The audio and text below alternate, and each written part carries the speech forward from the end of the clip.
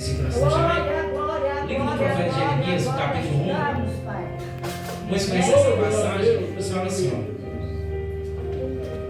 Assim veio a mim a palavra do Senhor dizendo: antes que formasse no ventre te conheci, antes que saíste da madre te santifiquei, a nações te dei como profeta.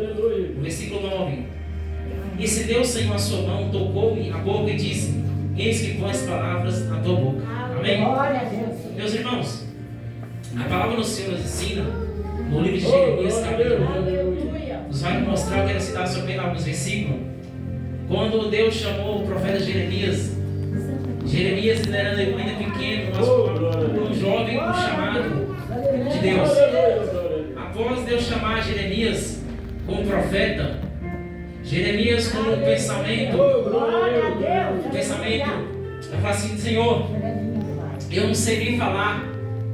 Mas Deus vai falar assim: Jeremias, antes que você formasse no ventre de sua mãe, eu te escolhi e te santifiquei como profeta. Deus estava dizendo para o profeta Jeremias que antes mesmo dele se formar, Deus já tinha escolhido Jeremias como profeta.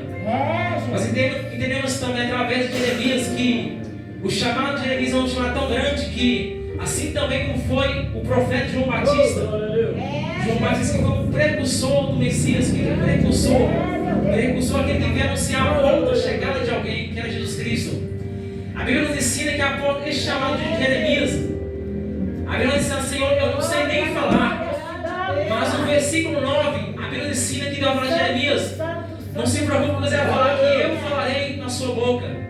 Deus está dizendo assim para cada um de nós, assim, meus irmãos, cada um de nós que estão aqui nessa noite. A pessoa pode não ter conhecimento, pode não ter sabedoria, pode ser o mais humilde da casa do Senhor, mas esse é o que Deus quer levantar para anunciar a mensagem. Porque Deus está procurando a aparência. Porque dentro dos filhos de Jessé tinha o mais menor da casa ali. Dos filhos de Davi, os mais velhos, Deus não escolheu nenhum daqueles que estavam ali, que tinha experiência. Mas Deus escolheu o menor. Mas por que o menor? O menor não pelo fato de ser desprezado, mas pelo fato que Deus conhecia a força valentia de Davi durante aquela guerra. Nos vê também que após os irmãos de Davi estar naquele vale, nenhum daqueles irmãos de Davi teve coragem de enfrentar o gigante. Mas quando apareceu o menor, que não tinha aparência de guerreiro, mas Deus olhou para Davi: Davi, eu estou contigo na batalha.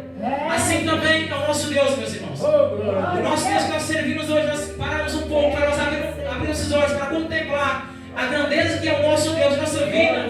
E o trabalhar de Deus em nossas vidas, seremos cada vez mais satisfeitos e mais alegres.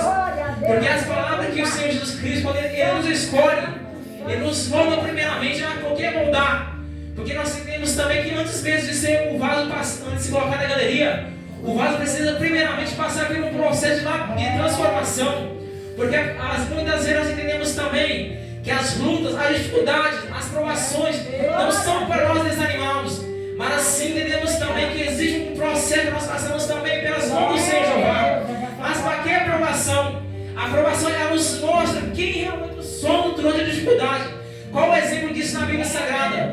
E é quando as pessoas que tinham tudo de Jó, ele blasfemaria contra Deus, ele estava enganado. Porque Deus até permitiu que Satanás tirasse tudo dele. Mas quando Jó perdeu tudo, ele se colocou em meio da cinza e adorou a Deus dos exércitos. Assim também é o nosso Deus, meus irmãos.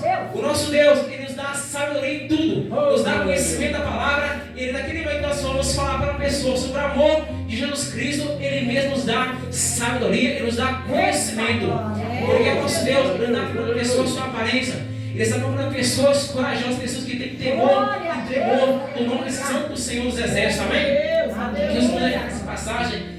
Eu queria também nessa noite convidar o nosso presbítero José, amém? Amém?